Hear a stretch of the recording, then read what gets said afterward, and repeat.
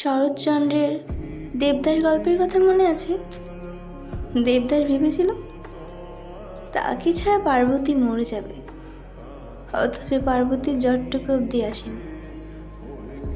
এখন এই কথার ভিত্তিতে একটা কথা বলি।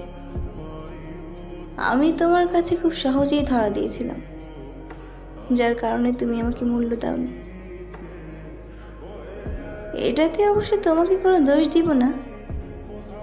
আমরা যা কিছু খুব সহজে পেয়ে যাই, সেটাই আমাদের জীবনে সস্তা হয়ে পড়ে, মূল্যহীন হয়ে পড়ে। তাকেই আমরা গুরুত্ব দিই না। আর এটাই ছিল দেবদাসের জীবনের সব থেকে বড় ভুল। তাই বলছি, যে আপনাকে ভালোবাসে তাকে অবহেলা না করে তাকে পাশে রাখুন, তাকে সম্মান দিন। তাহলেই জীবনটা সুন্দরভাবে উপভোগ করতে পারবেন, জীবনের মানে বুঝতে পারবেন।